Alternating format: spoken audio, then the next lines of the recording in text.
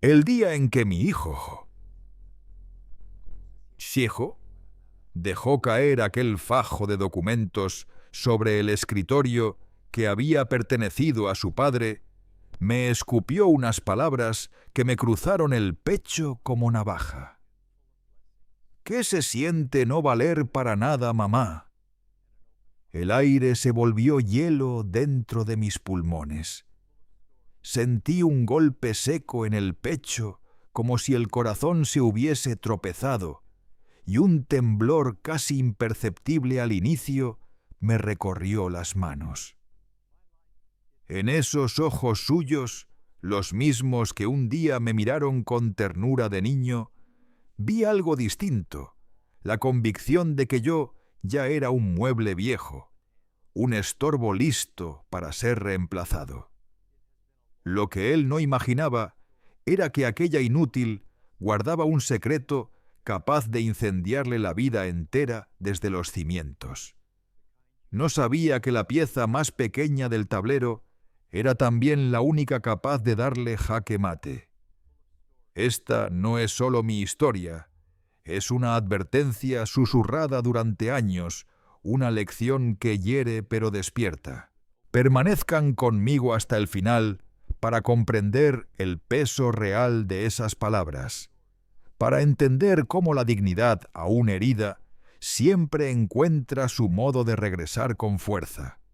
Antes necesitan saber quién soy, o quizá quiénes fuimos. Me llamo Marisela, tengo 68 años, y aunque muchos insisten en presentarme como la viuda de Larrans, esa etiqueta me queda como collar de espinas. Mi historia no inició el día que bajamos el ataúd de mi marido. Empezó mucho antes en una mesa de dibujo impregnada de olor a papel mantequilla y grafito recién afilado. Antes que nada, soy arquitecta. La viudez fue una desgracia que la vida decidió arrojarme encima. La arquitectura, en cambio, fue la identidad que yo elegí. Conocí a Alonso, mi difunto esposo, en la universidad. Era un torbellino, estudiaba comercio, saludaba hasta al viento, y tenía esa sonrisa fácil que desarmaba voluntades enteras. Su carisma llenaba cualquier sala. Podía, como solemos decir, venderle agua salada al mar. Yo, en contraste, era la muchacha silenciosa de la última fila. Me refugiaba entre números, líneas y estructuras que no mienten. Mientras él soñaba con castillos en el aire, yo calculaba cuánto concreto resistiría esos sueños. Y así, sin darnos cuenta, nos convertimos en ejemplo de que los opuestos también pueden sostenerse. Él me empujó a soñar más alto. Yo lo obligué a aterrizar. Nos casamos jóvenes con los bolsillos vacíos, pero el corazón lleno de proyectos. Y así nació Larrans Textiles. Hoy la gente ve los edificios que llevan nuestro nombre, los transportes con el logo azul, los catálogos lustrados. Pero el origen verdadero estuvo en el garaje húmedo de mis padres, 3 máquinas de coser usadas, un viejo teléfono de disco y el sonido metálico de la lluvia colándose por la lámina. Alonso era el rostro público. Asistía a reuniones, encantaba a los clientes, volvía oliendo a restaurantes caros y golpeando la mesa con celebraciones. Pero detrás de la fachada estaba yo. Yo era la estructura. Mientras él buscaba contratos, yo regateaba costos de hilo, comparaba algodón, mantenía la nómina a flote cuando él prometía entregas imposibles. Diseñaba el flujo del taller para que lo que él soñaba pudiera ser real. Recuerdo una noche de principios de los 80, estuvimos a nada de quebrar. Un cliente extranjero canceló un pedido que representaba casi la mitad de nuestros ingresos. Alonso llegó lívido con la cara gris como ceniza. Se dejó caer en la mesa de la cocina y murmuró: «Se acabó, Mari. Aquí termina todo». Le serví un café. Esperé a que el agotamiento lo arrastrara a la cama. Luego me quedé sola con mis libros, mi calculadora y el sonido del ventilador barriendo el silencio. A las 3 de la madrugada encontré una forma de reorganizar la deuda. A las 4 reajusté el plan de producción hacia un producto más rentable que habíamos dejado en el cajón. A las 7 llamé al gerente del banco, no para pedirle dinero, sino para mostrarle un nuevo plan que tenía sangre, rigor y esperanza. Cuando Alonso despertó a las 9, ya había café recién hecho, esperándolo y los documentos listos frente a él. «Llévate esto», le dije, «y véndelo». Él era viento. Yo era el timón. 40 años funcionamos así el presidente. Yo vicepresidenta ejecutiva de finanzas y operaciones. Pero para el mundo, yo era solo la esposa que organizaba cenas y sonreía en las revistas. Jamás me importó. Yo no buscaba aplausos. Quería que la estructura se mantuviera firme. Y se mantuvo. Diseñé incluso los planos de nuestra primera fábrica. Como arquitecta ahorré millones y optimicé cada metro cuadrado de un modo que ningún contratista externo habría imaginado. Entonces, hace un año, Alonso se fue. Un cáncer en el páncreas, rápido, silencioso, implacable. En 6 meses se apagó. Y el día que cerramos su ataúd, no solo perdí a mi compañero de vida, sino el sonido mismo de mi casa. La casa siempre había sido ruidosa. Llamadas, risas, su voz, discutiendo un partido, planes de celebraciones, música de fondo. Ahora, el silencio se volvió una sábana pesada que no me deja respirar. Lo único que oigo es el tic-tac, tic-tac del reloj de péndulo en la sala. Nunca imaginé que sonara tan fuerte. Y supongo que ahí empezó el resto del mundo a verme como una viuda, una figura frágil, perdida entre paredes demasiado grandes sin propósito. Y mi hijo... ¡Ay, mi hijo fue el primero en colocarme en ese molde! Bruno, mi único hijo, 42 años. De niño, era luz pura, dulce, curioso, el tipo de criatura que se pasaba horas en mi estudio, no en el de su padre, dibujando casitas en los árboles, torres imposibles, cohetes hechos de crayones. «Quiero ser como tú», mami me decía. «Tú construyes cosas». Recuerdo su olor a galletas y jabón, mi pequeño compañero. Pero los niños crecen, y el dinero o la promesa del dinero cambia a las personas. O quizá solo revela la verdad que siempre estuvo ahí oculta. Bruno no creció para ser como yo. El cimiento que yo creí haber formado terminó queriendo ser la versión pública de su padre, carisma sin sustancia, poder sin compasión, reconocimiento sin esfuerzo. Tenía ambición, sí, pero le faltaba la calidez que Alonso llevaba como luz interna. Y entonces, hace 10 años, apareció Renata, la esposa de Bruno.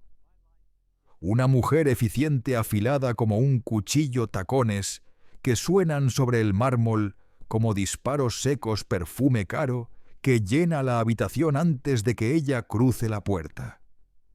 Renata es abogada corporativa. Desde el mismo instante en que ella cruzó el umbral de la familia, dejó de mirar las Rans Textiles como un legado levantado con el esfuerzo de mis manos y las de Alonso. No, para ella, nuestra empresa era una alcancía gigante, un fondo que, según su lógica, yo retenía injustamente, y que su marido tardaba demasiado en heredar. Mientras Alonso vivió su influencia, estaba contenida. Él la mantenía a raya con esa sonrisa encantadora que también usaba como barrera educada. Pero desde que Alonso se marchó, el equilibrio se rompió. Todo este año de luto ha sido un desfile silencioso de cambios. Bruno se ha adjudicado un papel que él mismo llama protector. «No te preocupes por nada», mamá me dice mientras coloca su mano sobre la mía, aunque su tacto es más frío que el mármol del recibidor. «Yo me encargo de todo, mamá». «¿Por qué tienes estas facturas en tu escritorio?» «Dámelas, yo las reviso». «Mamá, ¿ya hablaste con los inversionistas?» No, tú no deberías cargar con eso. Estás en duelo. Yo los llamo mamá. Creo que deberías firmarme un poder amplio solo para facilitarte la vida, para que no tengas que andar firmando tantos documentos, para protegerme. Su protección cada día se siente menos como un abrazo y más como barrotes. No es la preocupación de un hijo, es el cálculo de alguien que quiere que la prisionera le entregue voluntariamente sus llaves. Cada frase suya, cada gesto aparentemente amable, es una palada más, intentando enterrarme bajo la etiqueta de viuda incapaz. Bruno y Renata están convencidos completamente. Están seguros de que mi tristeza me ha nublado la mente. Creen que la Marisela arquitecta, la estratega, la mujer que diseñaba cimientos y estructuras, fue enterrada junto con Alonso. Piensan que lo único que queda es una anciana frágil llorando en una casa enorme, agarrándose a recuerdos marchitos. En el fondo están convencidos de que ya no sirvo para nada. Y esa convicción tan arrogante, tan peligrosa, fue la que nos condujo a aquella tarde en la biblioteca, el día en que me lanzaron esa pregunta como una piedra. Se acercaba el aniversario, el primero sin Alonso. La gente suele repetir que el primer año es el más duro. Hablan de las primeras veces, la primera Navidad vacía, el primer cumpleaños sin brindis, la primera primavera sin su voz. Pero nadie te advierte del aniversario en sí mismo. No es un día, es una sombra larga que cae semanas antes. La casa, mi casa, la que diseñé para que respirara luz, parecía contener el aliento. El silencio que surgió tras su muerte ya no era un eco, era una figura sentada en cada habitación. El reloj del vestíbulo marcaba las horas con un compás casi burlón. En esas semanas previas, las llamadas protectoras de Bruno se habían vuelto más insistentes. Ya no sugería, instruía. «Mamá, ¿por qué no me das acceso a la cuenta principal para agilizar pagos? Mamá, el jardinero me dijo que querías plantar nuevos rosales. Creo que no es un gasto prudente ahora». Yo respondía con evasivas suaves. «Lo tengo controlado, Bruno. Me gusta ocuparme del jardín, hijo». Sabía exactamente lo que estaba haciendo. Él pensaba que era una anciana distraída jugando a las casitas y su paciencia empezaba a agrietarse. La mía también.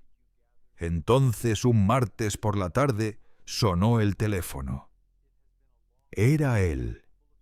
«Mamá, hola», dijo con ese tono de alegría falsa que usaba cuando Renata estaba cerca. «Hola, Bruno.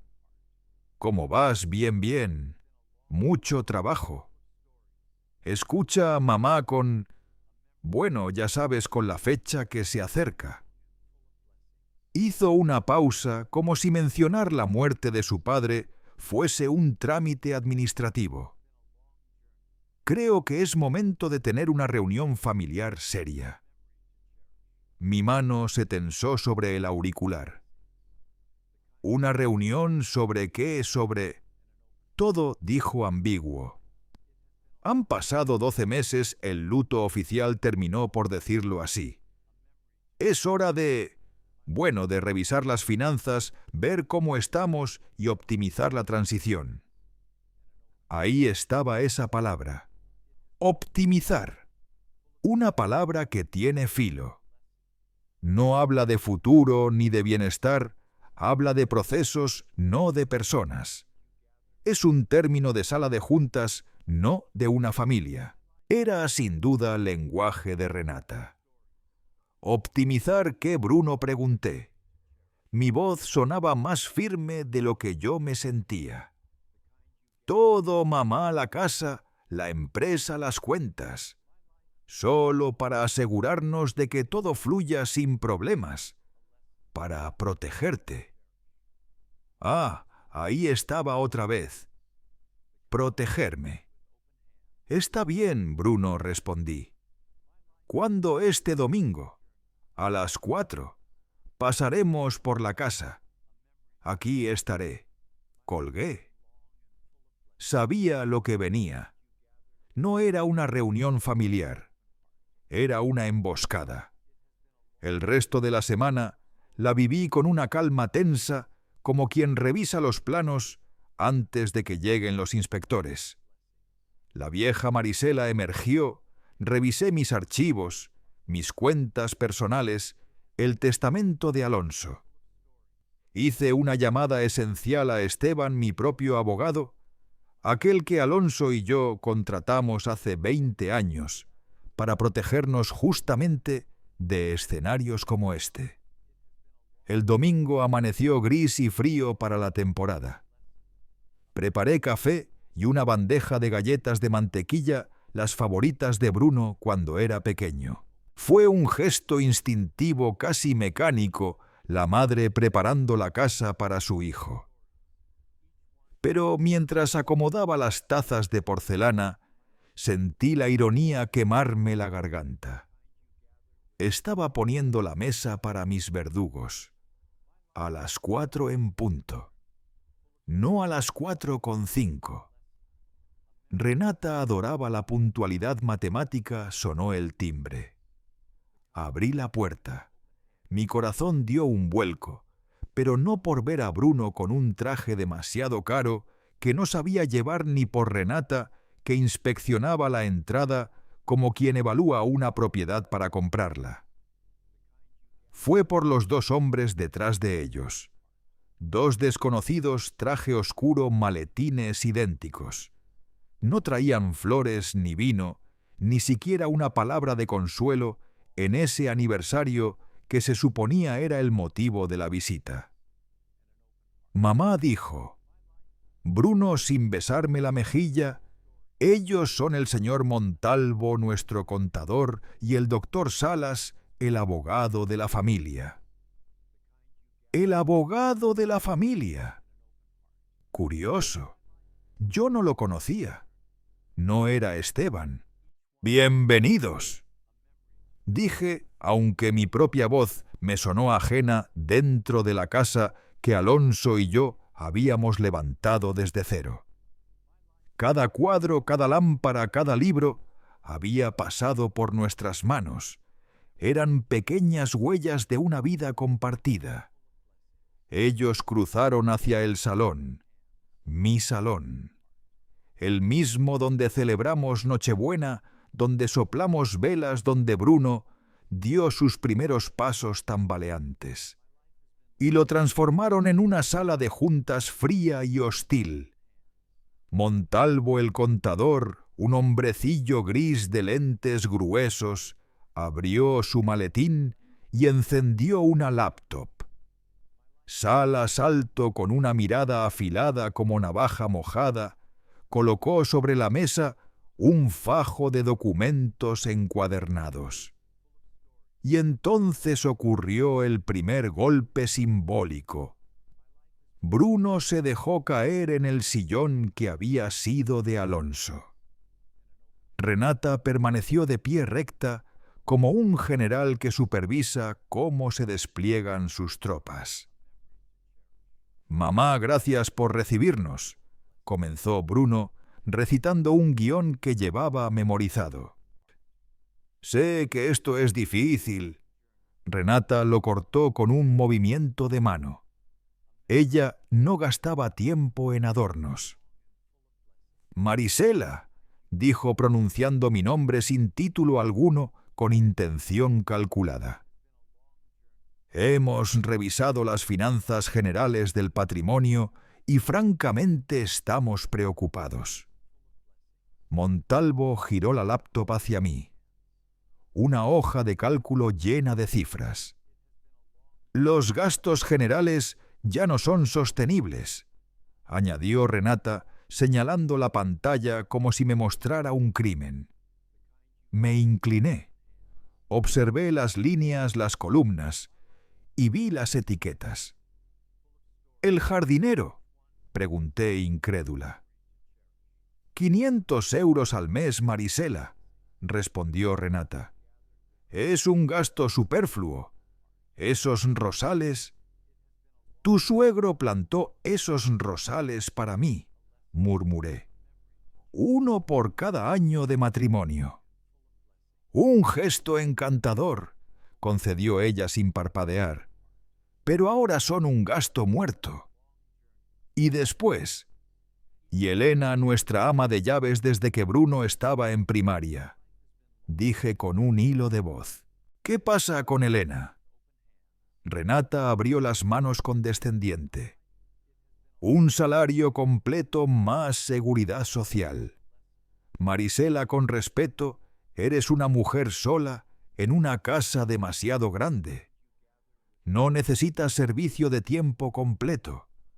Puedes contratar por horas. Estamos hablando de un ahorro de más de 20.000 euros al año. Sentí el aire escaparse de mis pulmones. No estaban recortando gastos, estaban desmontando mi vida pieza por pieza. Mis rosales, Elena, mi rutina, mi casa. Miré a Bruno. Él no me defendió. Se quedó analizando la hoja de cálculo, asintiendo como un empleado obediente. Luego tomó la palabra. Si Renata había atacado con un bisturí, él ahora lo hacía con un mazo. Y también están los activos no rentables, mamá, anunció. Salas empujó un documento hacia mí. Encabezado, propiedades del patrimonio Larranz. La casa de campo, dijo Bruno. La casa de la sierra.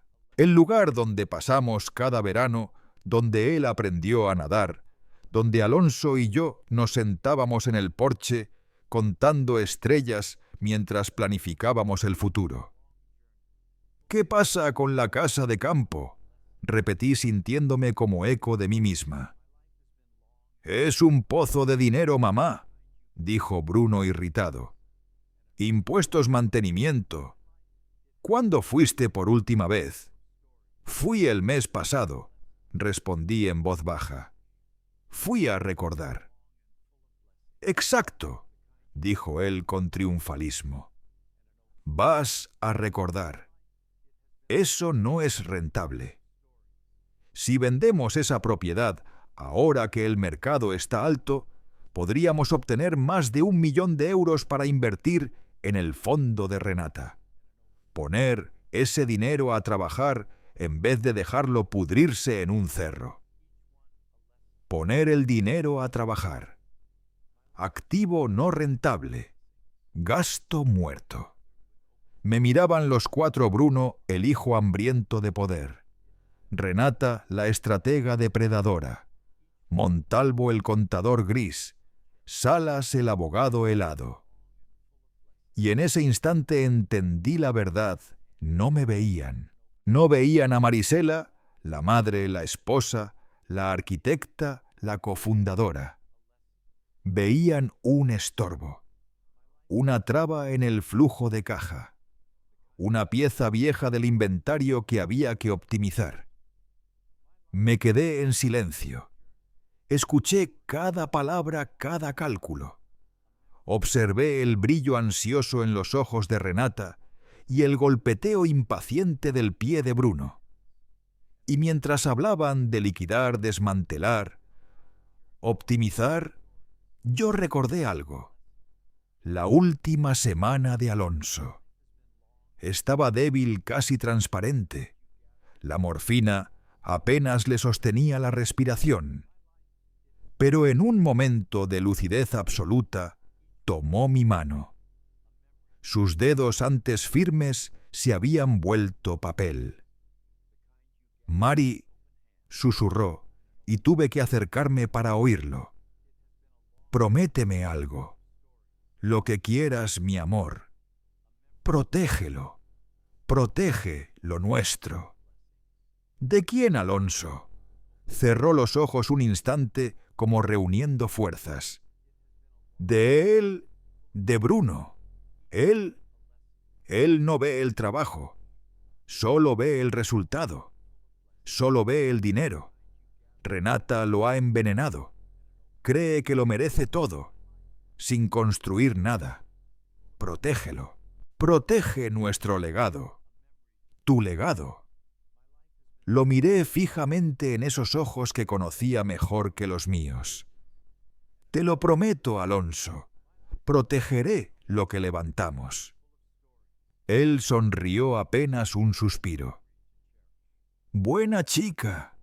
Tú eres los cimientos, Mari. Nunca lo olvides. Ellos no pueden mover los cimientos». Regresé al presente. Miré a mi hijo. «Revisaré los documentos que han traído», dije. Mi voz salió limpia, firme, inesperada incluso para mí. Renata sonrió, una sonrisa fina, victoriosa. Creyó que había ganado, que la anciana asustada por fin cedía. Salas cerró su maletín. «Excelente decisión, Marisela. Cuanto antes firmes, antes podremos optimizar tu situación». Se levantaron. Los acompañé hasta la puerta. Bruno, al cruzar el umbral, puso una mano tibia en mi hombro. «¿Ves, mamá? No fue tan difícil. Solo queremos lo mejor para ti». Cerré la puerta detrás de ellos. La madera vibró suavemente bajo mi palma. «No, Bruno», susurré al silencio espeso de la casa. «Tú no quieres lo mejor para mí. Tú quieres lo que es mío». La batalla no había terminado. Apenas comenzaba. Y ellos, sin darse cuenta, me habían entregado su plan de ataque completo.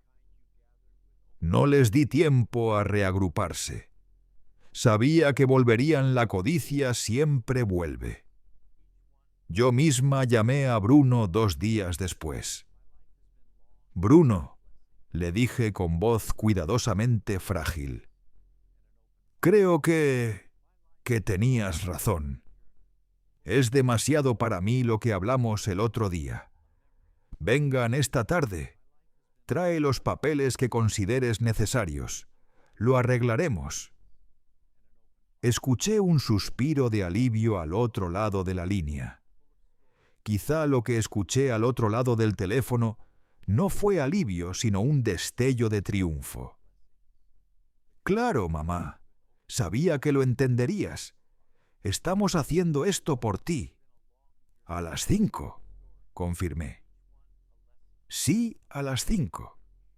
Pero podemos vernos en la biblioteca. El salón me trae demasiados recuerdos». Era una mentira perfecta. Por supuesto que quería que fuese en la biblioteca. Quería llevarlos allí al santuario de Alonso. Quería que la traición se ejecutara en ese espacio sagrado, rodeados de los lomos de cuero, del olor a cedro de la historia que habíamos levantado juntos. Quería que cada libro, cada premio, en la repisa cada sombra atrapada en las cortinas de terciopelo, fuera testigo mudo de lo que estaba por ocurrir. A las 4:59 escuché el coche triturando la grava del camino. Llegaban puntuales. Otra vez. Esta vez venían solos.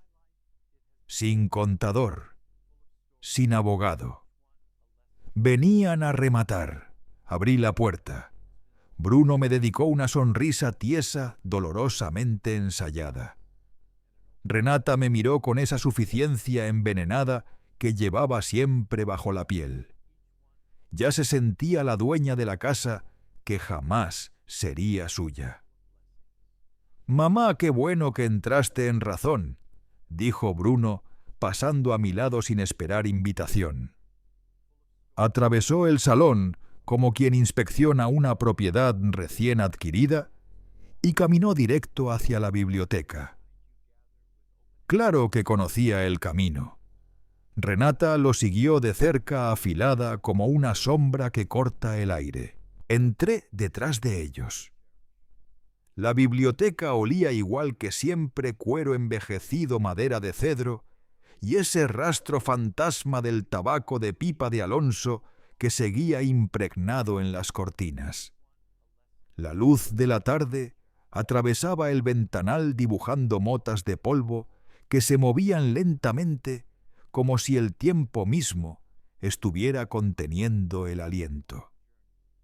Era una habitación sagrada, y ellos la profanaron al instante en que depositaron sus maletines sobre el escritorio de caoba de Alonso. «Bien, mamá», dijo Bruno, frotándose las manos como un comerciante que se dispone a cerrar un trato. «Lo del otro día fue intenso. Demasiados números, demasiados detalles». Abrió su maletín y sacó un fajo de papeles. 10 páginas quizá encuadernadas en azul. Las deslizó sobre la caoba pulida. Ese sonido suave para mí fue como una grieta en un cristal. «Esto», dijo dándole un golpecito con el dedo, «es mucho más simple. Lo hemos resumido todo». Me acerqué. No me senté. Quería verlos desde arriba, aunque fuese apenas unas pulgadas. Leí el título en la portada asteriscos. Sesión de control administrativo y fiduciario. Asteriscos. Mi respiración se detuvo. Yo conocía ese lenguaje. No era arquitecta por casualidad, ni había sido estratega financiera 40 años por decorar un título. Yo misma, junto con Esteban y Alonso, redacté los estatutos originales de Larrans Textiles. Sabía exactamente lo que significaban esas palabras. No era una simplificación, era una ejecución. «¿Qué es esto, Bruno?», pregunté. Mi voz flotó hueca en la habitación silenciosa. «Es lo que dice mamá», respondió con una paciencia condescendiente casi infantilizándome. «Solo una sesión de control administrativo. Tú sigues siendo dueña de todo, por supuesto». Renata asintió solemnemente a su lado. «Exacto, Marisela. Solo nos darías autoridad para manejar lo cotidiano, firmar cheques, hablar con los bancos, tomar decisiones operativas. Con tu duelo. Es demasiado para ti ahora». Bruno remató. «Firma mamá. Renata y yo nos encargaremos de todo. No tendrás que preocuparte por una factura más, ni por llamadas de inversores. Podrás dedicarte a tus rosas. Nosotros nos ocuparemos». Encargarse de todo.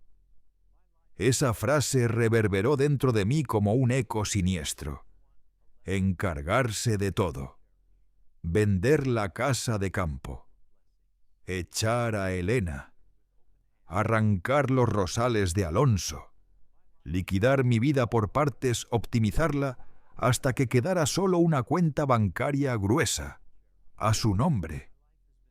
Levanté la mirada y los observé a ambos, primero a mi hijo, después a la serpiente que le susurraba al oído. No, dije finalmente. Una palabra pequeña, pero en esa biblioteca sonó como un disparo. Bruno parpadeó. ¿Cómo?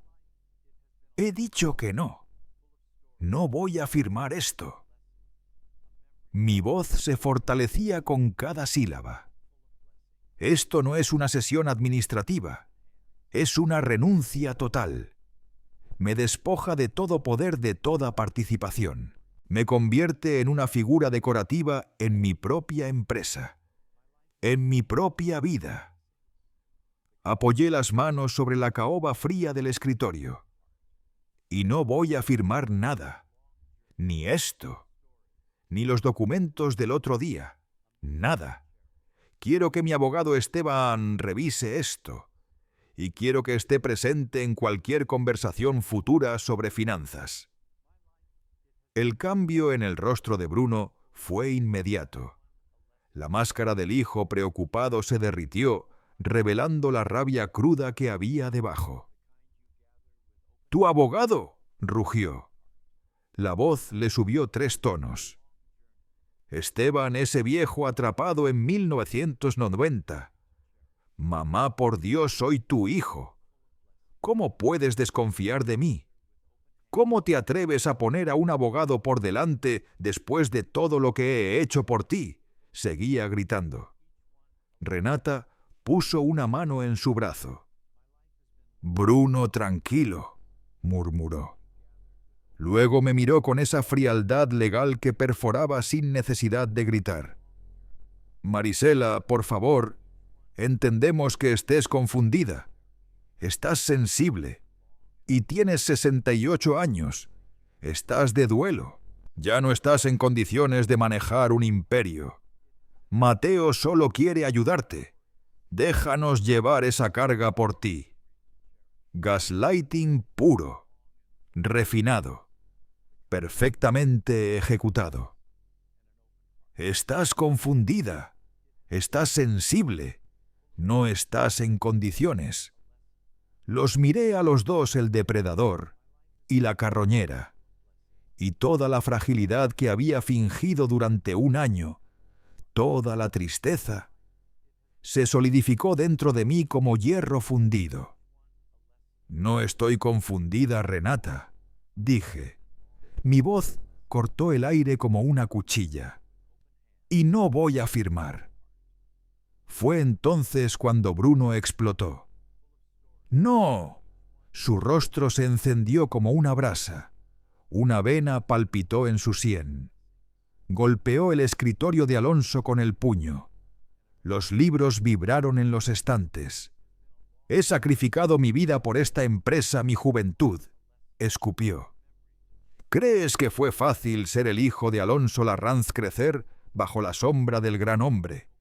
Siempre esperando, siempre demostrando el doble. Yo estuve en esa fábrica sudando mientras papá se iba a cenas de gala. Yo manejé los sindicatos. Yo optimicé las cadenas de suministro. Yo mantuve esta empresa a flote los últimos 10 años. Se acercó a mí hasta invadir mi espacio. Podía oler su colonia cara mezclada con la rabia que emanaba de él como un vapor tóxico. «¿Y tú qué hacías, eh?». Me señaló con el dedo tan cerca que sentí el aire cortado por el gesto, casi rozándome la mejilla. «Mientras tú solo vivías del trabajo de papá, gastando su dinero, organizando tus fiestecitas, comprando arte, plantando tus rosas estúpidas como si fueras una reina». El mundo pareció estrecharse. Cada palabra caía sobre mí como un golpe. No solo estaba equivocado, estaba borrando la historia. 4 décadas de desvelos, de cálculos, de diseños, de sacrificios. Mi vida entera. Mi voz tembló, pero no de miedo. temblaba por una furia tan profunda, tan antigua, que era casi volcánica. Yo trabajé tanto como tu padre Bruno. Él retrocedió un paso desconcertado por el filo que había en mi tono. Yo fundé esa empresa contigo. Mi grito rebotó en las paredes altas de la biblioteca como si los libros mismos lo amplificaran. Cuando tú ni siquiera existías como idea, yo dibujé los planos de la primera fábrica en una servilleta. Yo negocié el préstamo con el Banco Central, que nos salvó de la quiebra en el 82, cuando tú tenías 5 años y ni siquiera sabías qué era el dinero. Avancé hacia él sin bajar la mirada. Esa fiestecita de la que hablas fue una cena para el embajador alemán, y gracias a esa cena aseguramos el contrato de exportación que abrió Europa para nosotros. Ese arte que compré eran inversiones. Hoy valen 10 veces más que tu coche deportivo. Respiré hondo. La tarde entraba por los vitrales y las motas de polvo parecían detenerse en el aire atentas. Yo fui los cimientos de esta empresa y de esta familia, algo que tú, con tu prisa y tu soberbia, nunca te has molestado en comprender. Un silencio espeso cayó sobre la habitación, pesado, casi eléctrico. Bruno me miró. Su ira ya no estaba ahí. Lo que había tomado su lugar era aún peor desprecio. Se rió. No un sonido alegre, sino una carcajada rota, hueca, casi cruel. Un sonido que manchó la biblioteca de Alonso. «¡Los cimientos!», se burló. Se inclinó lentamente sobre el escritorio de caoba. Apoyó los nudillos sobre la madera, marcando su territorio. Sus ojos fríos como el mármol, idénticos a los de Renata, me miraron como si fuera algo pegado a la suela de su zapato. Su voz bajó a un susurro venenoso. Cada sílaba, una gota de ácido. «Dime una cosa. ¿Cómo se siente no servir para nada, mamá?» El mundo se detuvo. Literalmente. El aire dejó de entrar a mis pulmones. El tic-tac del reloj desapareció. El latido de mi corazón se congeló. Todo el color se drenó de la habitación. Solo quedó esa frase suspendida: «¿Cómo se siente no servir para nada?». El silencio que siguió fue absoluto, ensordecedor. Un silencio de vacío. No fue solo un insulto, fue un borrado. En esas palabras Bruno me declaró irrelevante, muerta en vida. Un mueble viejo, una carga. Miré de reojo a Renata. No estaba horrorizada, no estaba sorprendida, estaba satisfecha. Una microsonrisa, apenas un roce en la comisura de sus labios. Era su obra. Ella había puesto esas palabras en la boca de mi hijo. Bruno, mi Bruno, el niño que dibujaba planos en el suelo de mi estudio, se irguió. Había lanzado su bomba. Luego, con su tono de ejecutivo vacío, empujó hacia mí los papeles encuadernados en azul, deslizándolos por la superficie pulida del escritorio. La pluma de oro de Alonso estaba en su tintero. Bruno la tomó y la dejó caer sobre los papeles. «Firma los papeles, mamá. Es lo último útil que puedes hacer». Útil. Lo miré durante un larguísimo minuto. Y en ese minuto, el hombre de pie frente a mí dejó de ser mi hijo. Se volvió un extraño, un adversario. Y la mujer que él estaba mirando, la inútil, la anciana, también desapareció. Puse lentamente mis manos sobre la caoba fría. Esas manos que habían diseñado edificios, firmado nóminas millonarias, limpiado lágrimas. Levanté la barbilla. «Salgan». Bruno frunció el ceño. «¿Qué? Salgan de esta casa». Mi voz subió reverberando con una autoridad que ellos no habían escuchado en años. Renata dio un paso al frente. «Marisela, no seas ridícula. Estás histérica». «¡Que salgan!». El grito brotó desde lo más profundo de la fundadora de la arquitecta de la Madre Leona. Un rugido tan cargado de dolor y poder que ambos retrocedieron físicamente. Bruno me miró sorprendido. Por un instante vi miedo, un destello de reconocimiento. Vio algo que había olvidado. Renata se recompuso primero. Tomó a Bruno del brazo. «Vámonos, Bruno. Está claro que no está en sus cabales. Está histérica. Es inútil hablar con ella». «¿Inútil?». Se dieron la vuelta. No recogieron los papeles. Los dejaron sobre el escritorio de Alonso como una ofensa final. Sus pasos resonaron en el pasillo de madera. El tac-tac puntiagudo de los tacones de Renata. El portazo.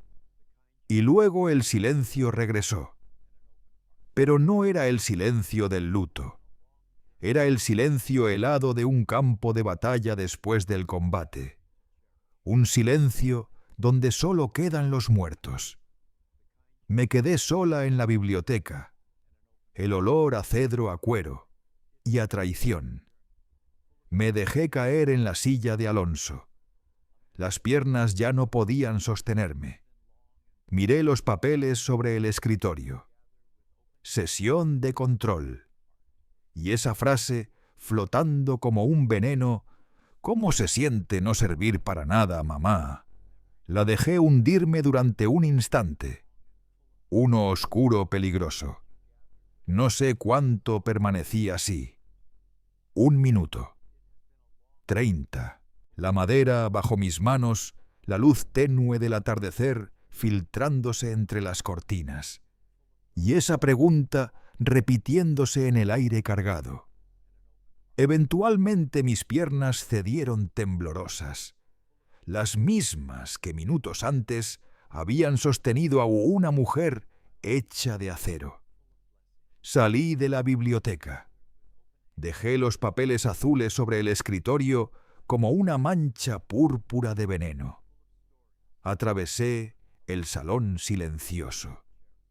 Pasé por el vestíbulo donde el reloj había retomado su tic-tac, marcando el tiempo en un mundo que acababa de partirse en dos. Mis pasos me llevaron por instinto al sótano. No al de almacenamiento, al taller. El verdadero corazón de la casa no era el salón ni el comedor, era el santuario de Alonso. Y también el mío. Ese sótano convertido en taller era el lugar al que bajábamos cuando el mundo de reuniones, cenas formales y contratos se volvía demasiado ensordecedor. Ahí olía siempre a aceite de máquina, a serrín de nogal, a café tibio olvidado en alguna taza vieja, y a ese aroma metálico particular de los planos recién impresos colgados en un perchero de madera. Cerca de la puerta seguía colgada su chaqueta de trabajo, la de pana marrón, con el parche de cuero en el codo derecho. La misma que usaba cuando nos quedábamos hasta las 3 de la mañana reparando una máquina que amenazaba con detener toda la producción del día siguiente. Me acerqué. Mi mano tembló al rozar la tela gastada. La descolgué. Era pesada. La apreté contra mi pecho. Aún conservaba un rastro casi imperceptible de él, la loción de afeitar que usaba a escondidas y el aroma dulce y terroso del tabaco de pipa que fumaba solo en este sótano, lejos de miradas curiosas. Me dejé resbalar hasta el suelo, apoyando la espalda en la pared fría de concreto. Me senté allí en la penumbra del taller, abrazando la chaqueta de mi marido muerto. Y entonces me rompí. Pero no eran las lágrimas conocidas del luto por Alonso, esas que se vuelven parte de una rutina dolorosa, pero aceptada. No. Estas eran otras lágrimas frías, amargas, punzantes. Lágrimas de traición. Lloré por el niño rubio que había dibujado planos de casas en los árboles en el suelo de mi estudio. Lloré por el adolescente al que enseñé a conducir en el viejo coche de la empresa. Lloré por el joven al que llevé al altar tan orgullosa de él. ¿Dónde estaba ese niño? ¿En qué momento exacto se pudrió su corazón? ¿Cuándo se transformó en ese extraño de ojos helados que había pronunciado esa palabra como si fuera un dictamen inútil? Esa palabra rebotaba dentro de mi cráneo, dentro de mi pecho. ¿Cómo se siente no servir para nada? Mi mente, como un animal acorralado, empezó a retroceder, a buscar pruebas de mi inutilidad, o pruebas de lo contrario. Y recordé aquellas noches interminables de finales de los 80. Alonso roncaba rendido en la cama. Bruno dormía en su cuna. Y yo estaba en la mesa de la cocina iluminada apenas por un flexo barato. Facturas, libros contables, albaranes, montañas de papeles. Auditaba los libros yo sola. No podíamos pagar un auditor externo, no después de la crisis del petróleo. Así que con mi título de arquitecta y mi gusto por los números, aprendí contabilidad a fuerza de noches sin dormir con una calculadora de cinta y un lápiz rojo. Buscaba cada centavo. Encontré un desfalco del primer gerente de cuentas. Un pequeño robo que de seguir nos habría arruinado en 6 meses. Yo salvé la empresa. Con 28 años. Inútil. Mi mente saltó a 1979. Apenas llevábamos 2 años casados. Nos llegó nuestro primer pedido grande, el que podía ponernos en el mapa. Pero necesitábamos capital para comprar materia prima. Capital que no teníamos. Los bancos se rieron de nosotros. Larrans Textiles. Un garaje con 2 máquinas y un soñador carismático. Alonso volvió esa noche gris derrotado por primera vez. «Se acabó, Mari», dijo dejándose caer en el sofá que alquilábamos. «No nos van a prestar el dinero». Yo no respondí. No hacía falta. Al día siguiente, mientras él renegociaba con proveedores, tomé el autobús al centro. Fui a una inmobiliaria. Puse en venta mi pequeño estudio de soltera. El único bien que tenía a mi nombre, mi red de seguridad. Lo vendí barato, casi regalado.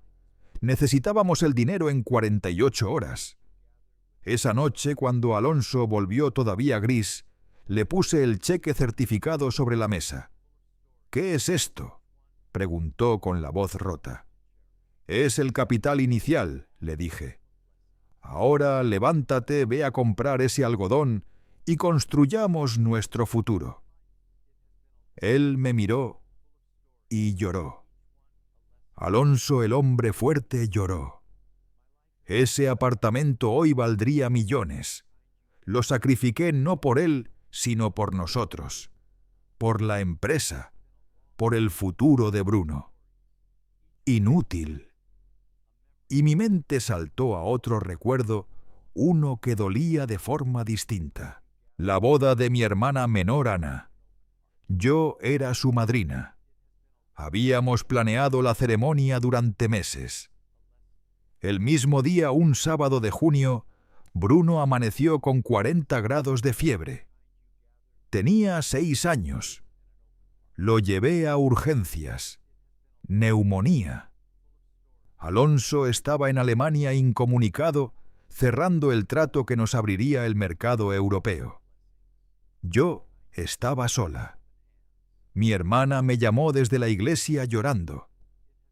«Mari, ¿dónde estás? La ceremonia va a empezar». Yo estaba en una silla de plástico sosteniendo una palangana mientras mi hijo vomitaba y ardía en fiebre.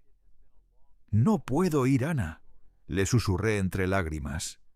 «Bruno está muy enfermo». Durante años me lo reprochó. «Me abandonaste en el día más importante de mi vida. Me perdí la boda de mi única hermana. ¿Por qué? Porque mi familia, mi hijo, mi empresa, siempre fueron lo primero. Toda esa contabilidad, ese apartamento vendido, esa boda perdida, esas noches sin dormir. 4 décadas de sostenerlo todo en silencio, de ser el timón, mientras Alonso era el viento. ¿Para qué? ¿Para qué? ¿Para qué? Para que 40 años después, el niño por el que sacrifiqué todo, el niño, cuya vida se edificó sobre el estudio que yo vendí, se plantara en la biblioteca de su padre y me preguntara: ¿cómo se siente no servir para nada? Acurrucada en el suelo del taller, las lágrimas se secaron. Simplemente se detuvieron. El dolor punzante se enfrió, y mientras se enfriaba, se endurecía. Ya no era dolor, ya no era rabia. La rabia es caliente, impulsiva, desbordada. Esto era otra cosa. Era frío, oscuro, azul, acero. La viuda de 68 años que lloraba en el suelo se desvaneció. Y en su lugar, sentada en la penumbra del taller, reapareció la arquitecta de 25 años que una vez había mirado a los banqueros directamente a los ojos. Allí estaba de nuevo la estratega de 30 años que había vendido su único patrimonio sin dudarlo. La financiera de 40 que había descubierto un desfalco que nadie más detectó. La fundadora silenciosa que siempre condujo el timón mientras Alonso era el viento. Bruno había cometido un error fatal, un error nacido de la arrogancia, confundió mi duelo con debilidad, mi silencio con ignorancia, mi amor de madre con una obediencia automática. Él ya no me veía, solo veía a una anciana entorpeciendo el camino hacia su herencia. Había olvidado quién era yo. Había olvidado que los cimientos, aunque invisibles, son siempre la parte más fuerte de cualquier estructura. Y entonces, con una claridad dura afilada, como un diamante recién cortado, recordé la promesa. La última conversación lúcida que tuve con Alonso. Sus ojos hundidos y amarillentos por la enfermedad buscaron los míos. La morfina lo arrastraba hacia nubes espesas, pero en ese instante su mente era un filo limpio. Me tomó la mano. Sus dedos antes firmes ahora eran papel frágil. «Mari», susurró. Tuve que acercarme mucho para escucharlo. «Estoy aquí, mi amor», le dije. «Protégate». Mi corazón se detuvo. «¿De quién, Alonso? De la competencia», negó con la cabeza. El esfuerzo mínimo le costó todo. ¿De Bruno? ¿De Renata? Ella lo ha envenenado. Él ya no ve el trabajo, solo ve el resultado. solo ve el dinero. Alon, traté de decir. Prométemelo, me interrumpió apretando mi mano con la poca fuerza que aún tenía. Prométeme que protegerás nuestro legado, tu legado. Yo ya dejé todo preparado. Esteban lo sabe, pero prométemelo tú. Lo miré a los ojos. Vi miedo. No miedo a la muerte, sino miedo por mí, por lo que dejaba atrás, por lo que habíamos construido juntos. Te lo prometo, Alonso, le dije con lágrimas corriendo por mi cara. Protegeré lo que levantamos, te lo juro. Él sonrió débil, casi un suspiro. Buena chica, tú eres los cimientos. Nunca lo olvides. Ellos no pueden mover los cimientos. Me incorporé del suelo del taller. Mis piernas ya no temblaban, estaban firmes, alineadas con una decisión fría. Doblé con cuidado la chaqueta de pana marrón y la colgué de nuevo en su lugar. Te lo prometí, mi amor, murmuré hacia el silencio tibio del taller. Y voy a cumplirlo. Bruno y Renata confundieron mi luto con rendición. Confundieron a una leona dormida con una oveja. Una pobre oveja. Una oveja dócil. Mi hijo me había llamado inútil, y esa iba a ser la última palabra que lamentaría haber pronunciado en toda su vida. Subí las escaleras, regresé a la biblioteca. Los papeles azules seguían sobre el escritorio quietos como veneno esperando huésped. Los tomé, pero no los rompí. Se necesitarían más adelante. Fui al teléfono y marqué el número de Esteban, mi abogado, el abogado real de la familia. Esteban, dije cuando respondió, soy Marisela. Ya ocurrió. Es hora. A la mañana siguiente desperté antes del amanecer. No había dormido. Había pasado la noche en la biblioteca no llorando, sino preparando el terreno. A un lado del escritorio coloqué los papeles azules. En el centro mis propias carpetas gruesas clasificadas afiladas como armas. Me duché. Me vestí con un traje sastre de lana gris, uno que no usaba desde la última junta general con Alonso. Me recogí el cabello en un moño severo, me apliqué un maquillaje discreto y me puse las gafas de lectura. Me senté en la silla de Alonso y esperé. No llamé a Bruno. No hacía falta. A las 10 en punto sonó el timbre. La impaciencia tiene un horario predecible. Le indiqué a Elena con sus ojos preocupados que yo abriría. Abrí la puerta. Allí estaban. Bruno con el mismo traje arrugado de la tarde anterior. Parecía no haber dormido, pero por motivos muy distintos a los míos, los suyos eran rabia y ansiedad. Renata estaba impecable como siempre, carpeta de cuero, bajo el brazo, sonrisa tensa. Era la sonrisa de quien acude a una negociación hostil creyendo que la otra parte está derrotada. «Mamá», dijo Bruno sin saludo alguno, su voz áspera. «¿Estás lista para ser razonable?» «Pasen», respondí con calma. Los estaba esperando.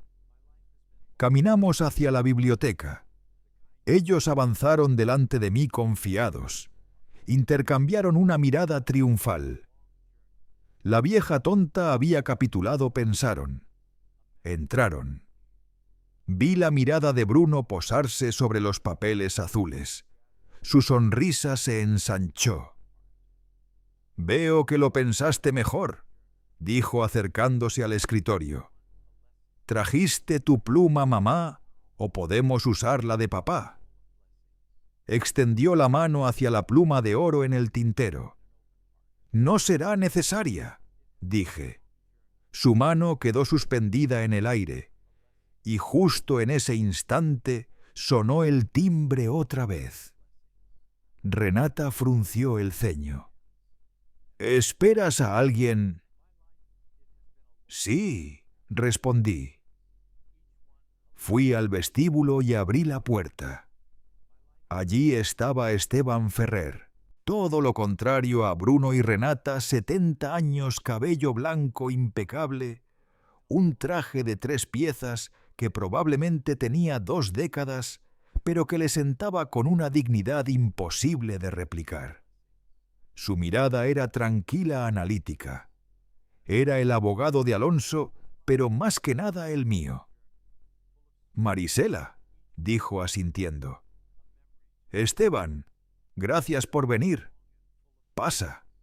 Ya están aquí». Entramos juntos en la biblioteca. La cara de Bruno se deshizo. Pasó del triunfo a la sorpresa y luego a una rabia muda. «¿Qué demonios hace él aquí?», escupió. «Esta es una reunión familiar. El señor Ferrer está aquí como mi asesor legal personal», respondí con calma. «Y en cumplimiento del testamento de tu padre». Me senté en mi silla, la de Alonso. Esteban se quedó de pie a mi lado, su maletín de cuero gastado sobre una mesita auxiliar. Renata perdió la compostura. «Marisela, por favor. Esto es absurdo. No necesitamos más abogados. Los papeles son claros». «Ah, los papeles», dije señalando la carpeta azul que ellos habían traído. «Los leí. Son muy ambiciosos. Pero no son los documentos que vamos a discutir hoy». Tomé una carpeta de mi propia pila, una carpeta roja gruesa. La deslicé despacio sobre la madera pulida. «Vamos a discutir esta», dije. Bruno frunció el ceño. «¿Qué es eso? ¿El presupuesto del jardinero?» «No», respondí. «Es una auditoría. Mi auditoría». El silencio cayó como una losa. Me incliné hacia adelante. «Ayer me hiciste una pregunta muy reveladora, Bruno. Me preguntaste cómo se siente no servir para nada». Hice una pausa. Sentí el aire moverse denso, expectante. Y me di cuenta de algo. Ser una viuda inútil me ha dado algo que no tenía desde hace años. Silencio absoluto. Tiempo, avancé. Tiempo para leer. Tiempo para recordar.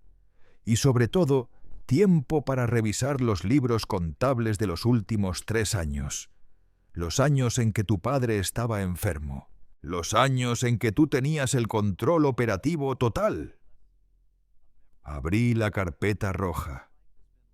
«¿Sabes lo que encontré, Bruno?», dije con calma afilada. «Encontré algo muy interesante. Una empresa consultora, una que la Rans Textiles ha estado pagando generosamente por nada en absoluto. Servicios de asesoría estratégica según las facturas. ¿Les suena Consultorías KMPRE?», pregunté levantando la vista. Vi cómo el color se drenaba del rostro de Renata. Su mano se tensó alrededor de su carpeta. «Consultorías IBM», repetí despacio, degustando las iniciales como si fueran veneno. Me incliné hacia atrás. Quizá una sociedad fantasma, registrada a nombre de un primo tuyo en Panamá, Renata. Muy creativa, por cierto. Y el monto. Pasé una página a unos modestos 30.000 euros aquí, 50.000 allá. hasta sumar en 36 meses 1,5 millones de euros. Renata dejó escapar un jadeo ahogado. Bruno golpeó la mesa con la palma abierta. «¡Eso es mentira!», gritó. Eso es interpretación. Eran bonificaciones de rendimiento. Papá aprobó todo eso». «¿De veras?», pregunté con suavidad peligrosa. «Qué curioso que digas eso, porque nos lleva justo al segundo punto». Miré a Esteban. El abogado dio un paso adelante, abrió su maletín y sacó un documento encuadernado en piel oscura. La luz del ventanal se reflejó en las tapas proyectando un brillo helado sobre la biblioteca. «Bruno», empezó Esteban, su voz de barítono llenando la habitación. «Como albacea de tu padre tengo malas noticias para ti». Bruno se quedó inmóvil. ¿Qué susurró? «Tu padre no era tonto», continuó Esteban. «Estaba enfermo, sí, pero nunca fue ciego. Durante los últimos 6 meses de su vida, mientras tú optimizabas la empresa, él y yo revisamos cada uno de tus movimientos». Una pausa tensa. Vio el desfalco. Vio las transferencias a BM Trima. Vio todo. Bruno se puso blanco, casi translúcido, como si fuese a desmayarse. Renata lo miró con un horror seco, un miedo que por primera vez no pudo esconder. Y como resultado, Esteban dejó caer el documento sobre la carpeta roja. Alonso tomó ciertas precauciones. Era el testamento. Este es el testamento final y legal de Alonso Larranz, firmado hace 8 meses. Anula todos los anteriores, anunció el abogado. Se puso las gafas. Abrió el documento por una página señalada. Cláusula 4ª sección B. Leyó: «Por cuanto mi único hijo Bruno Larranz ha demostrado una grave falta de juicio y una deslealtad moral y financiera, abusando de su posición de confianza durante mi enfermedad, para malversar fondos de la compañía que fundé, por la presente queda explícitamente desheredado de toda participación, acción o beneficio de mi patrimonio personal y empresarial». El silencio fue como un vacío que succionó todo el aire. Renata se dejó caer en la silla más cercana. Bruno abrió y cerró la boca sin emitir sonido. «No puede», balbuceó. «No puede». «Eso es impugnable. Estaba medicado». «Tú lo manipulaste», me señaló temblando. «Inténtalo», respondió Esteban imperturbable. «Hay un informe notarial que certifica su plena capacidad mental, y las pruebas de la malversación son contundentes. Gracias a la auditoría de tu madre». Bruno se pasó las manos por el pelo desesperado, hasta que un destello de malicia brilló en sus ojos. Se giró hacia mí. «Me da igual», espetó con una risa histérica. «Me da igual su testamento, tú sigues viva. La empresa era de los 2, mitad suya, mitad tuya. Bien me deshereda de su 50%. Pero tú sigues teniendo tu parte y te demandaré por ella. ¿Me oyes? Te demandaré, mamá. Pediré un administrador judicial. O te incapacitaré. Estás senil, estás inútil». Renata levantó la cabeza.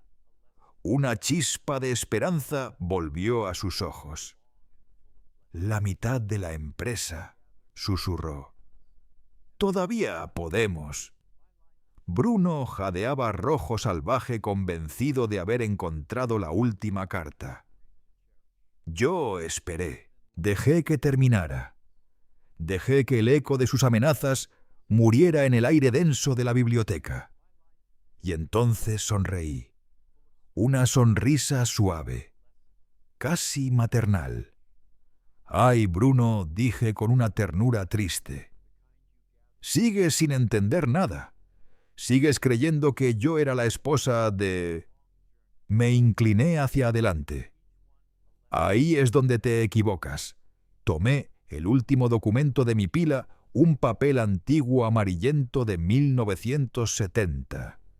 Casi se rompía entre mis dedos. «¿Sabes qué es esto?», Bruno, pregunté. «Es nuestro acuerdo posnupcial». Sus ojos se abrieron un poco.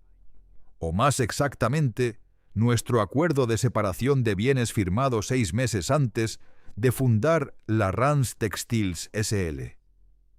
«Verás», continué con calma, «cuando tu padre y yo decidimos arrancar la compañía, yo puse el capital, el dinero de la venta de mi apartamento, mi único patrimonio real. Alonso puso su carisma, su empuje, así que estructuramos la empresa de una forma muy particular. Gracias a Esteban, la empresa siempre fue 100% mía». Renata se levantó de un salto. «Eso es imposible», escupió. «Es un bien ganancial». «Estaban casados, no cuando existe una separación absoluta de bienes, querida», respondí sonriéndole a la abogada.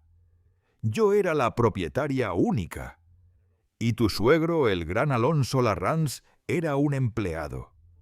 Un empleado muy bien pagado, sí, con un contrato blindado que le otorgaba el 50% de los beneficios y el control operativo. De forma vitalicia», concluí. Miré a mi hijo. «¿Sabes qué significa vitalicia, Bruno?» «Significa mientras él viviera». El día que Alonso exhaló su último aliento, su contrato terminó. Su participación, su control operativo, su 50%, todo. Simplemente se extinguió y volvió a quien siempre fue la dueña. Volvió a mí. Me recosté en la silla de Alonso, la silla que ahora era indiscutiblemente mía. Así que sí, Bruno, el testamento de tu padre es correcto. Te desheredó de sus coches, sus cuadros, su dinero. Pero no podía desheredarte de la empresa, porque la empresa nunca fue suya. «No heredas nada», dije con un susurro helado, «porque no hay nada que heredar de él». Cruce las manos sobre el escritorio. «Y respecto a mí, tienes razón. Sigo viva. Y después de lo de ayer, puedes estar absolutamente seguro de que tú ya no figuras en mi testamento». Empujé suavemente la carpeta roja hacia ellos. Así que no concluí. «No necesito la pluma. Lo único que necesito es que me devuelvan el 1,5 millones de euros que me robaron. O Esteban presentará esto en la fiscalía. Mañana, a primera hora». Miré a la pareja destrozada frente a mí, al hombre que había intentado borrarme la historia y a la mujer que quiso robarme el futuro. Y me pregunté si al fin comprendían cómo se siente no servir para nada. La biblioteca quedó suspendida en un silencio tan denso que parecía arrancar el aire de los pulmones. Era un silencio violento el que queda justo después de una explosión. Un silencio que solo aparece cuando la verdad cruda afilada ha arrasado con todo lo que tocaba. Bruno no se movió. Se quedó de pie, la boca entreabierta, con la mirada clavada en el antiguo acuerdo posnupcial de 1978. Su mente, tan veloz para la avaricia, parecía incapaz de comprender que lo que se había desmoronado frente a él no era solo una mentira, sino su futuro entero. Renata, la abogada brillante y calculadora, fue la primera en reaccionar, pero no con ira, con pánico. Sus ojos, siempre fríos y analíticos, se abrieron como si hubiera visto un fantasma. Su mirada saltó del documento amarillento a la carpeta roja de la auditoría. El desfalco. Y de pronto, el juego dejó de ser cómo quedarse con la herencia y pasó a ser cómo evitar pisar una celda. Un quejido ahogado se escapó de sus labios. «No, no, espera. ¿Podemos?», balbuceó. Bruno pareció despertar al sonido de su voz. Miró a Renata, luego a mí, y la rabia orgullosa que había exhibido horas antes se desintegró dejando al descubierto la única emoción que aún no había mostrado: terror absoluto. «Mamá», dijo con la voz rota. «Por favor, no puedes hacer esto. Lo de ayer era una broma. Estaba enfadado. Yo no lo decía en serio». Avanzó un paso hacia mí. «Mamá, soy yo. Soy Bruno. Soy tu hijo». Me levanté despacio de la silla y sintiendo la luz dorada de la tarde filtrarse entre las cortinas como un suspiro cansado. Lo miré, y por primera vez no sentí amor, ni dolor, ni siquiera rabia. Solo sentí lástima. «Mi hijo», dije suavemente. Nunca me habría preguntado cómo se siente no servir para nada. Mi hijo conocía mis sacrificios. Mi hijo sabía quién era yo.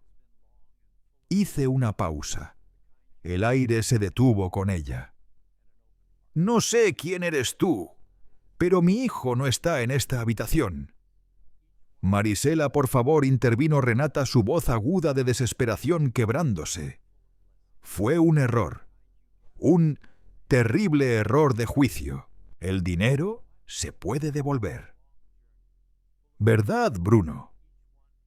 ¿Verdad que podemos devolverlo todo?» «Ah, sí», intervino Esteban Pavan por primera vez, con esa voz grave que llenó la biblioteca.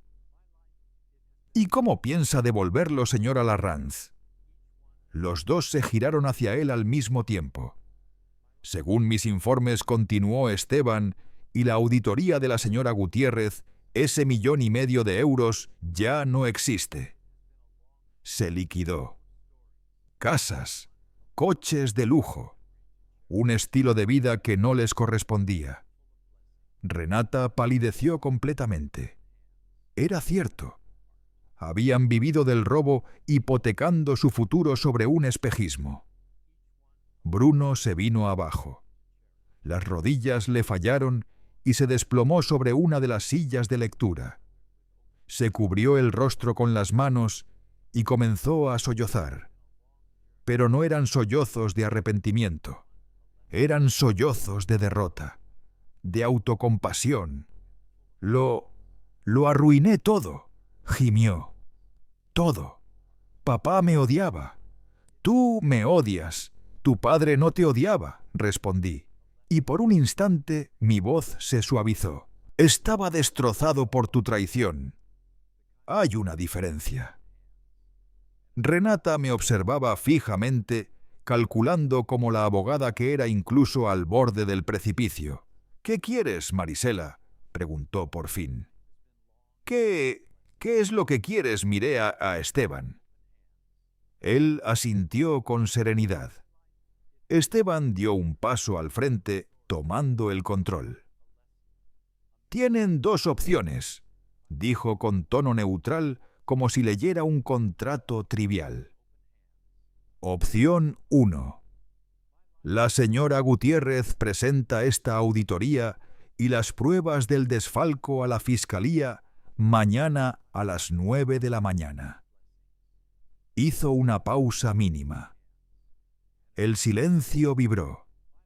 Dado lo contundente de las pruebas, Usted, señora Larranz, será inhabilitada como abogada de por vida, y ambos enfrentarán cargos por fraude fiscal y malversación agravada.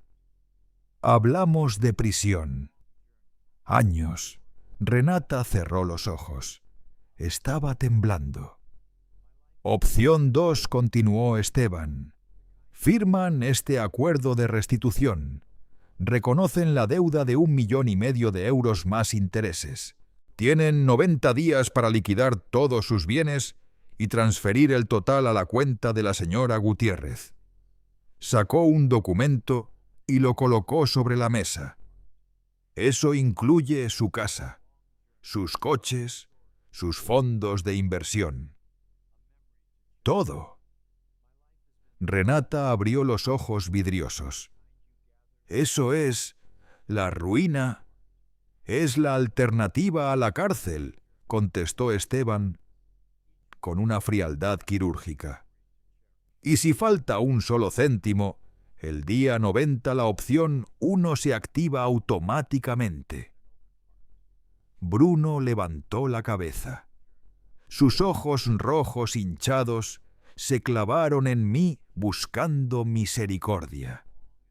Buscaba a la madre que siempre lo había perdonado. Pero la mujer que lo miró no era esa madre, era la fundadora, la arquitecta, el cimiento que él había intentado dinamitar. No dije nada. El silencio lo dijo todo. Solo se escuchaba el tic-tac del reloj del vestíbulo. La respiración entrecortada de Bruno. Finalmente Renata la pragmática tomó el bolígrafo de Esteban. «Danos el papel», dijo con la voz rota. Esteban se lo entregó. Ella leyó rápido buscando una grieta legal. No había ninguna. Firmó. Luego le pasó el bolígrafo a su marido. «Bruno, firma». Bruno tomó el bolígrafo con la mano temblorosa. Miró la hoja, miró la firma de Renata, y luego me miró a mí. «Mamá», susurró sin fuerza. «Firma, Bruno», dije, y firmó. Se levantaron derrotados. Vacíos. Parecían 2 cascarones rotos. Esteban recogió los documentos impecable. «Les acompaño a la puerta», anunció. Los vi caminar hacia el vestíbulo. Renata con la cabeza alta, pero los ojos muertos. Bruno encorvado mirando el suelo, el hijo pródigo que lo había perdido todo. No por rebeldía, sino por codicia pura. La puerta principal se abrió. Se cerró con un golpe sordo, y me quedé sola.